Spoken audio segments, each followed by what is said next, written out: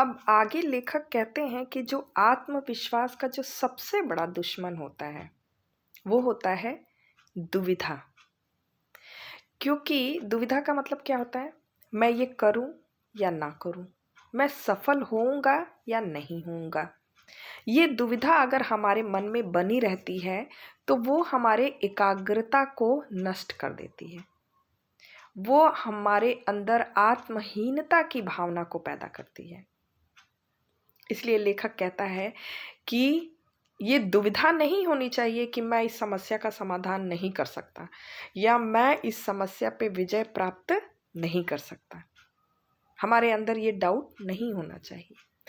ये दुविधा ही आदमी की शक्ति को बांट देती है, उसे आधा कर देती है और उसे खंड खंड में विभाजित कर देती है। दूसरे प्रसंग में कवि एक छोटी सी कहानी की चर्चा करते हैं और कहते हैं कि मेरा एक मित्र था, वो अपनी पत्नी के साथ कहीं जा रहा था। रास्ते में एक पेड़ के नीचे पति पत्नी दोनों विश्राम करने लगते हैं। बातें करते करते पत्नी की आंख लग जाती है, वो सो जाती है और पति एक बुक निकाल करके वहां पे पढ़ने लगता है।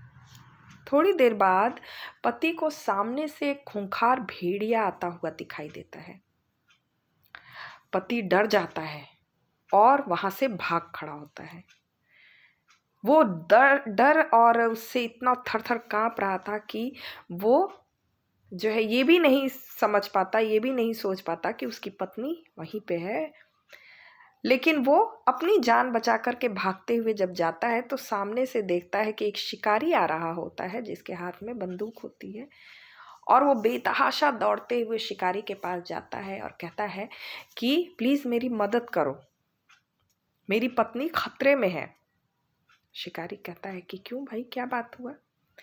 कहता है कि मेरी पत्नी सो रही है पेड़ के नीचे और वहाँ अचानक एक खूंखार भेड़िया आ गया, उसकी जान बचाओ, मेरे साथ चलो, मेरी मदद करो।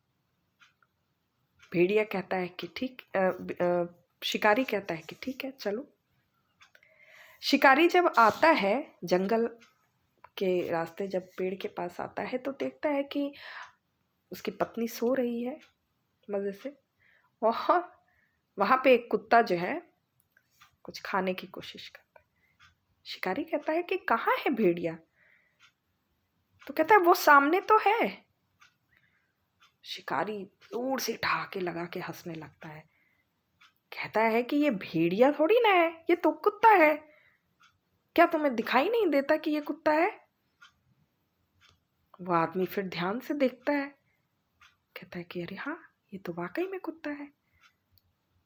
कहने का मतलब है, लेखक यहाँ ये कहना चाहते हैं कि जब हमारे अंदर आत्मविश्वास की कमी होती है, जब हमारी अपनी अच्छी तैयारी नहीं होती है, मान लीजिए एग्ज़ाम आने वाला है, आपने जो है पढ़ाई नहीं की है और अचानक से आप पढ़ना शुरू करते हैं तो आपको इतना अधिक सिलेबस दिखाई देता है, इतना ज़्यादा जो है छोटी छोटी जो मैथ्स के सवाल होते हैं, जो सम्स होते हैं, छोटे छोटे सवाल होते हैं, वो भी आपको विकराल, बड़े और कठिन दिखाई देने लगते हैं क्योंकि आपने उतनी तैयारी नहीं की है।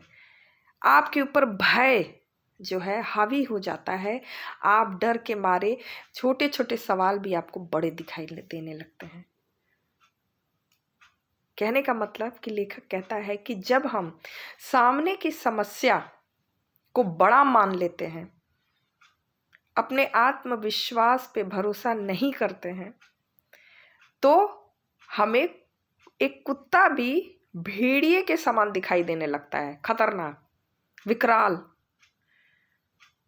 तो हमारी तैयारी जब भली प्रकार नहीं होती है, अच्छी नहीं होती है, तो हमें छोटी छोटी समस्याएं भी बड़ी समस्या के रूप में दिखाई देने लगती है। जब हमारे अंदर आत्मविश्वास की कमी होती है तो हमें छोटी समस्या भी बड़ा रूप में दिखता है। तो लेखक यही समझाना चाहता है कि अपने अंदर आत्मविश्वास की भावना इतनी होनी चाहिए कि हमें छोटी समस्या बड़ी ना दिखाई दे, बल्कि बड़ी से बड़ी समस्या भी हमें छोटी दिखाई दे और हमें इस बात का विश्वास हो कि हम इस समस्या का हल कर लेंगे।